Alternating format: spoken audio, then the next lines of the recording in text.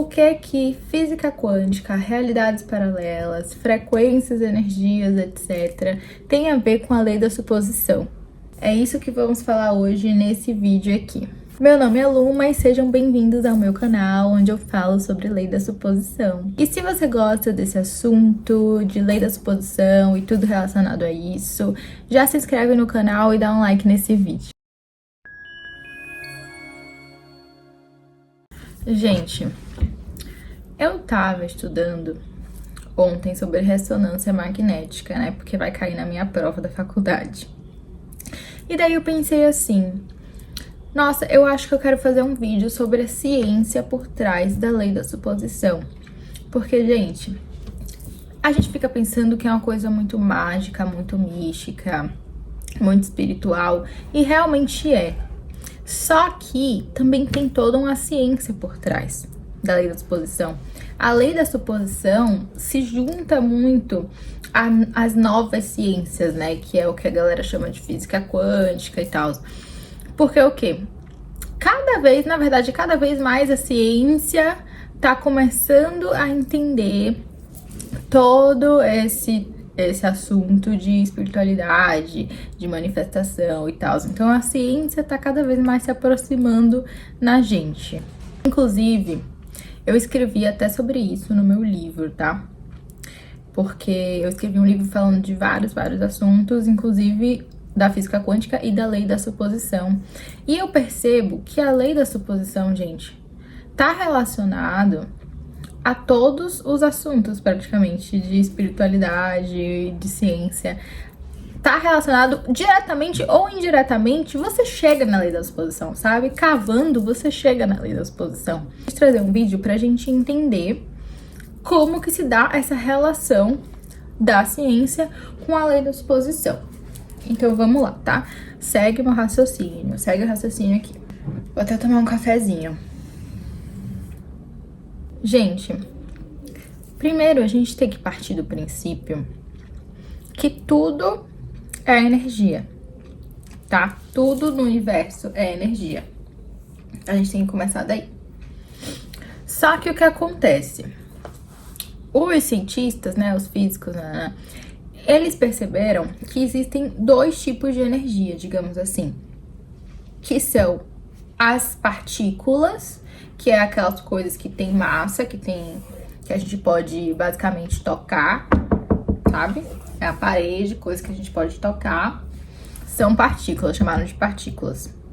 E teria as ondas eletromagnéticas, né? As ondas eletromagnéticas, que são aquela energia que não tem massa. Que seria o quê? Por exemplo, a luz. Você não toca na luz. Você não consegue tocar na luz, tá? De uma forma, assim, bem simplificada de falar. Sabemos disso. O que é que isso tem a ver com a lei da suposição? Calma que vai chegar lá. Segue o raciocínio. Alguns cientistas decidiram estudar como é formado as coisas, tipo, no micro. Entende? Tipo assim, porque a gente sabe, a gente viu no ensino médio, que tudo é formado por átomos, né? Que são as mini partículas. Os cientistas decidiram estudar esses átomos que formam todas as coisas. E daí eles decidiram estudar tanto os átomos quanto os componentes dos átomos. Porque os próprios átomos são formados por partículas ainda menores, que são os nêutrons, prótons, elétrons, tá? Ainda tem outras menores até do que eles, só que eu nem lembro o nome. Acho que era quartz. Enfim, gente. E daí o que acontece? O estudo dessas micropartículas foi chamado de física quântica, que nada mais é do que o estudo das micropartículas que formam todo mundo material. Capta aí, absorve essa informação. Daí nisso, uma galera, um belo dia, decidiu fazer um experimento com os elétrons, que é o quê? Uma partícula do átomo, tá? Que forma o átomo. Lá, micro, que tá presente em todas as coisas, né? Que forma todas as coisas. E daí, o que é que eles fizeram? Vou pegar um desenho aqui pra vocês, tá? Vou pegar um desenho aqui. Aí, o que é que eles fizeram, gente? Eles colocaram uma bomba de elétrons, jogando elétrons, tá? E daí, eles colocaram como se fosse, eles chamam de anteparo, tá? Mas é como se fosse uma mini parede, assim, com duas fendas. Com duas fendas. Então, imagina que você tem uma parede com 2 buracos e você fica jogando um monte de bolinha, né? Muitas dessas bolinhas não vão passar porque vai bater na parede e não vai passar. E as bolinhas que baterem nas fendas vão passar. Não é mesmo? E daí as bolinhas que batem nas fendas vão passar e vão acabar batendo na parede de trás, tá? E daí, nisso que elas batem na parede de trás, elas mancham a parede de trás. É basicamente esse experimento. E eu vou mostrar aqui pra vocês Vou mostrar aqui pra vocês a imagem, olha só. Tá vendo? Aqui seria a bomba de elétrons. Aqui é os elétrons jogando aqui. Tá vendo? Essa aqui seria a parede com os 2 buracos. E daí, o que bate na fenda passa e vai manchar a parede de trás, né? Por quê? Porque os elétrons, supostamente, são bolinhas, tá? Os elétrons seriam bolinhas. Por quê? Porque eles teriam massa, né? Os elétrons teriam massa para poder formar essa caneca aqui, entendeu? Eles têm que ter massa, né? Pra gente poder tocar. Então, os elétrons seriam partículas. Então, beleza. Esse experimento foi chamado de experimento da dupla fenda, tá? Por causa dos 2 buraquinhos na parede. Foi chamado de experimento da dupla fenda. Então, o que é que tava todo mundo esperando que acontecesse isso? Que os elétrons passassem pelas 2 fendinhas e formassem esse padrão aqui na parede, de 2 manchas, né? Tranquilo. Só que, será que foi isso mesmo que aconteceu? O que aconteceu foi o seguinte: quando os cientistas lançavam a bomba de elétrons e observavam os elétrons, seja eles mesmos olhando ou eles colocando alguma câmera ali, quando eles lançavam a bomba de elétron e observavam aqueles elétrons serem lançados, aí o padrão na parede eram igual esse que eu falei a vocês. Eram as 2 fendinhas ali manchadas, né? Porque passavam pela fenda, manchavam 2. Só que, quando eles não observavam, eles só ligavam a bomba e não observavam os elétrons serem lançados, gerava um padrão completamente diferente na parede de trás. Gerava esse padrão bem aqui, ó, gente. Calma lá. Assim. Um monte de fenda. Um monte de mancha na parede de trás. E daí você fica, como assim? Se eu jogo várias bolinhas por uma parede que só tem 2 fendas, como é que essas bolinhas vão gerar um monte de mancha assim? Entendeu? Isso é impossível. Se as bolinhas realmente são bolinhas, isso é impossível. Só que, qual outro tipo de coisa que geraria esse padrão assim? Esse padrão assim? A luz. A luz geraria esse padrão assim. Porque se fosse uma luz, gente, que estivesse vindo daqui, ela passaria pelas 2 fendas. Entende? Ela passaria pelas 2 fendas e ela se espalharia, porque a luz, ela se espalha, né? A luz não simplesmente passa e segue reto, que nem como se fosse uma coisa que tu joga, como se fosse uma partícula, uma matéria. Ela passa e se espalha, ela tem aquele fenômeno lá de dispersão. Não sei, gente, também não sou nenhuma gênia da física. Só que por que que tem algumas partes mais claras e algumas partes mais escuras? Por conta, gente, que tem um fenômeno também na luz, que quando 2 ondas de luz se juntam, se tá uma pra cima e uma pra baixo, elas meio que se interferem e se anulam, sabe? Então, por isso que fica algumas partes mais escuras da luz, porque é como se duas ondas de luz se interferissem e se anulassem. Mas, enfim, isso não é importante. O importante é que, se os elétrons se comportassem como a luz, como o fóton, né, que é a partícula de luz, se chama fóton. Se os elétrons se comportassem como a luz, como o fóton, eles realmente formariam esse padrão cheio de manchas na parede, entendeu? Então, o que é que os cientistas descobriram? Tá, Lu, mas não tô entendendo nada. Por que é que você tá falando tudo isso? Negócio de padrão de manchas. Não tô entendendo nada onde você quer chegar. Gente, confia. O que é que os cientistas descobriram com esse experimento da dupla fenda? Eles entenderam que, no momento que eles observavam os elétrons e esperavam que o elétron se comportasse como partícula, o elétron de fato se comportava como partícula e formava o padrão lá das partículas. No momento que ninguém estava observando o elétron e não tinha nenhuma expectativa do observador em relação ao elétron, o elétron se comportava como onda eletromagnética, ou seja, ele poderia estar em qualquer lugar, como a luz, entende? Porque a luz, ela se dispersa e ela tá em todo lugar ao mesmo tempo. Se você liga aqui essa luz, ela não vai simplesmente apontar para um lugar só, a menos que você direcione, né? Que seja uma luz que você direcionou, ou seja, a gente interferiu. Mas ela vai se dispersar. Então, o que acontece? Os cientistas perceberam que o elétron, na verdade, ele tem um comportamento dual, que ele é partícula e é onda ao mesmo tempo.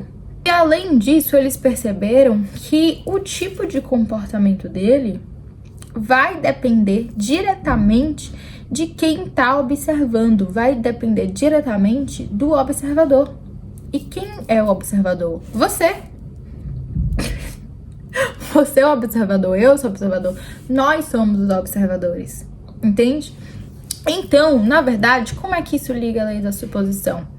Porque, gente, com esses experimentos da dupla fenda, a física quântica acabou descobrindo que, na verdade, tudo é onda, entendeu? Tudo é onda eletromagnética na sua essência, tudo é energia na sua essência, e tudo está acontecendo em todo lugar ao mesmo tempo, que eles chamaram isso de campo de possibilidades, tá? Que é o elétron, ele tá em todo lugar ao mesmo tempo.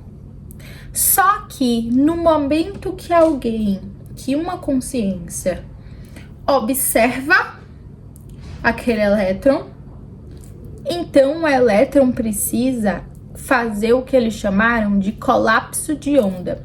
Ele precisa escolher uma das possibilidades. E daí ele escolhe uma das possibilidades e se materializa ali e vira partícula. Entende? Então, gente, é como se observar fosse escolher uma realidade, fosse escolher uma linha do tempo, fosse escolher qual mundo material aquele elétron vai se colapsar e o que ele vai mostrar para você no seu mundo material. Vocês entendem o que isso tem a ver? Que isso cada vez mais, eu tô começando a falar menos de física quântica e tô começando a falar de lei da suposição. Cada vez mais aqui eu aproximo uma coisa da outra. Gente, esse experimento mostra que a própria física quântica meio que descobriu a lei da suposição, né? A própria física quântica está criando bases científicas para o que a gente faz na lei da suposição. Então as coisas estão se aproximando cada vez mais. Esse experimento, gente, eu até escrevi isso aqui no meu livro, tá? Esse experimento, ele fez os cientistas se questionarem várias coisas. O que é que eles se questionaram? Eu anotei aqui no meu livro. Qual o papel do observador na construção da realidade? Será que a realidade existe por si só ou será que precisa ser observada para acontecer? Será que a realidade é feita de possibilidades, que seria o campo de possibilidades que o elétron tá, né? Que ele tá em todo lugar ao mesmo tempo e no momento que você escolhe... Ai, gente, meu armazenamento tava cheio, parou o vídeo no meio. Mas, enfim, continuando. Coisas que eles se perguntaram, né, com esses experimentos cientistas. A consciência humana tem poder de influenciar a realidade física? Nós já sabemos que sim, né? Se isso acontece com partículas, com as micropartículas, o que impede de acontecer no mundo macroscópico que é formado por essas micropartículas? Entendem? Gente, tudo é formado pelas micropartículas. O que eles perceberam? Que as leis do mundo quântico não são as mesmas leis que a gente conhece até hoje do mundo macroscópico. Só que se o mundo macroscópico é formado pelo mundo quântico, que é o microscópio,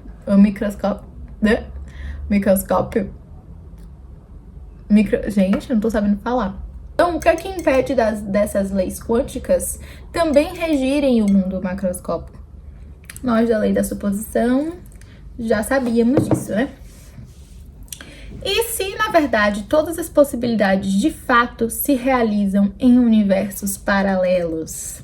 Aqui já entra na parte das realidades paralelas, que foi o que eu falei pra vocês no outro vídeo, né? No meu primeiro vídeo, do você não ter a sua realidade, você sintoniza ela. Quem não viu, vai lá olhar, que eu falo mais um pouco sobre realidades paralelas, eu mostro até o plano cartesiano, enfim.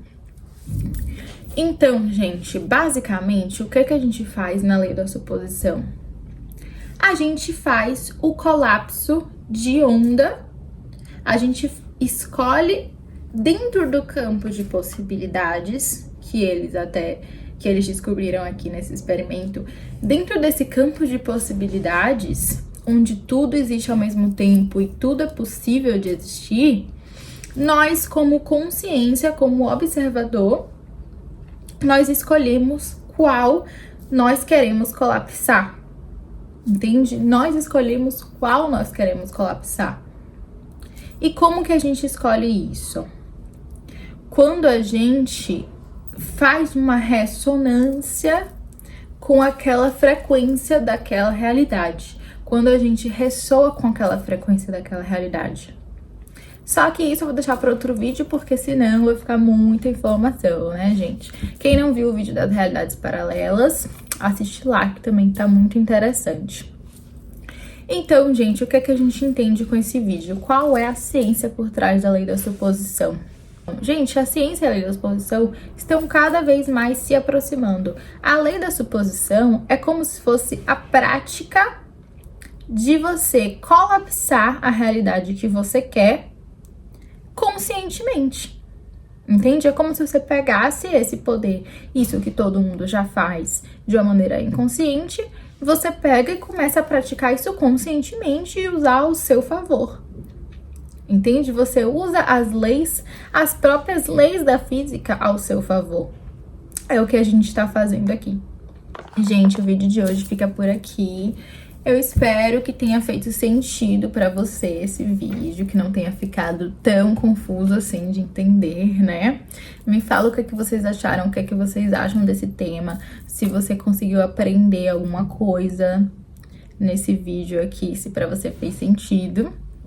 E não se esquece de se inscrever no meu canal e de dar like nesse vídeo. Beijos, beijos e até o próximo vídeo do canal.